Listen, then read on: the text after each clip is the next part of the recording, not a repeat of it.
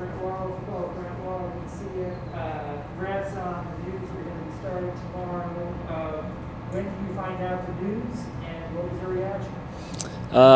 Thank you very much. And I found out this morning. I was very excited, motivated, and it's going to be a great experience. And I'm looking forward to the challenge that this game presents and that World Cup qualifying presents. We'll go to Stam Steshkel. I know that your mind's probably entirely on tomorrow, but obviously you've had a unique journey. Just given where you are right now, how do you sum it up in the context of your journey? Yeah, it's tough to sum up just in one sentence or one paragraph even. It's been quite the journey. Especially 2021's been an amazing ride for me. And so I'm just taking things as they come, trying not to get too high, get too low when things are coming and going, and just trying to continue to challenge myself to become a better goalkeeper, a better person every single day in, day out, and hopefully, things happen in a good way for me. So in general, just to be here, I remember where I was when the U.S. failed to qualify back in 2017, and to think about that moment from my couch and to be here now to have the opportunity to have a say in righting the ship is truly an honor. Where was that couch? Walpole, Massachusetts. Yeah. Ron Blum. Where were you this morning when Brent told you and how's the show? Yeah, just very matter of fact. It was down in the hotel in our team space in Nashville. I ran into him, just happened to be passing by, and he just told me right then and there. He didn't beat around the bush or anything. He didn't give me any special sort of words of encouragement. He just told me that I was going to be starting, and he told me that he knows I know what to do. So that's pretty much it. There's not really much more to the story than that. Who was the first person you called? I texted my dad right after that, and then my girlfriend as well. So yeah, those people and my family, my close circle. Stephen Goff from the Washington Post.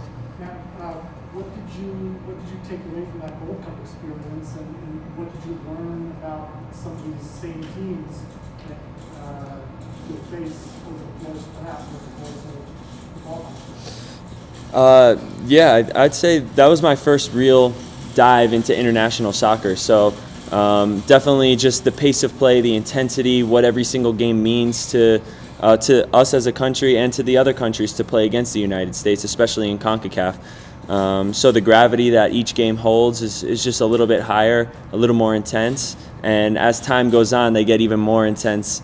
So just that was something I definitely took away from Gold Cup.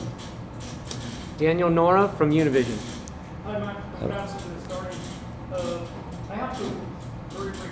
Any word or site after they notify you that you're going to start a game? And then it's your first game outside the United States with the national team. How different is the approach for the occasion?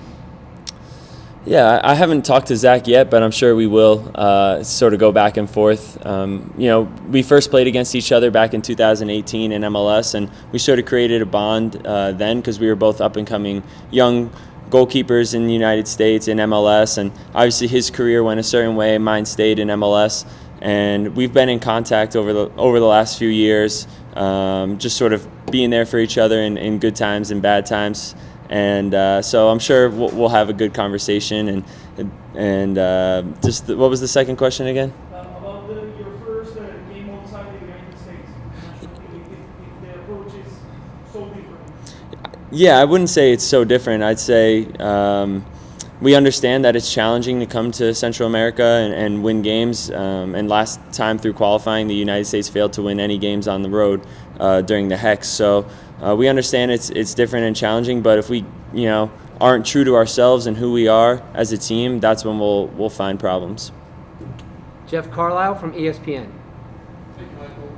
Matt, I was wondering if you could walk me through some of your pregame routine, and obviously at club level, you pretty much know you're going to be starting. So when you get this news, how does that maybe alter your routine, or what kind of impact does that? I think something that I've learned over the years is that as a professional, you always have to be prepared to play. So you have to go through the week preparing yourself the same way you would if you're playing or if you're not playing.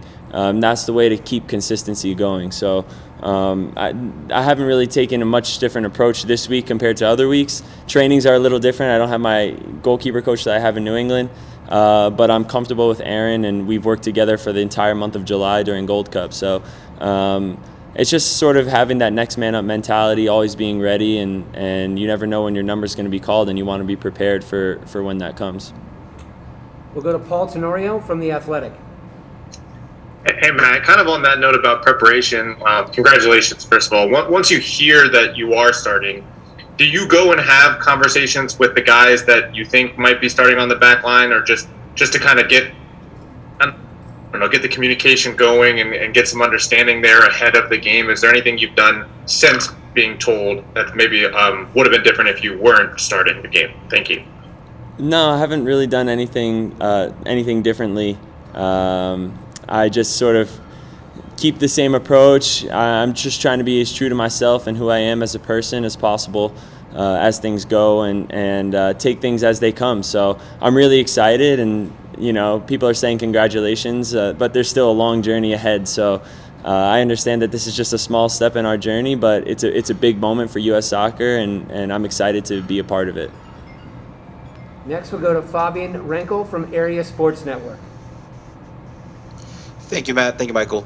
Since it's your first time going into El Salvador along with a lot of the other guys, what are some things that Greg is telling you guys? Thank you.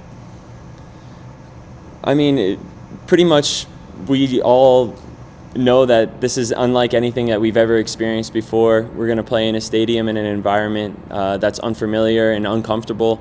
But like Coach has said, we just need to be true to our anchors, be true to who we are as a team, and things will happen for us. Last question for Matt comes from Emily Olson from USA Today. Hi, Matt. Congratulations. You talked about, getting that first taste and being a part of Gold Cup. Just curious, how soon after lifting that trophy did you kind of feel you wanted to put back the uniform on, be that keeper, be that person? And did it ignite any sort of fire that you didn't have before, kind of to get to this moment that you are now? For sure. It definitely made me feel so proud, and to win the Gold Cup, to win the Golden Glove in that tournament.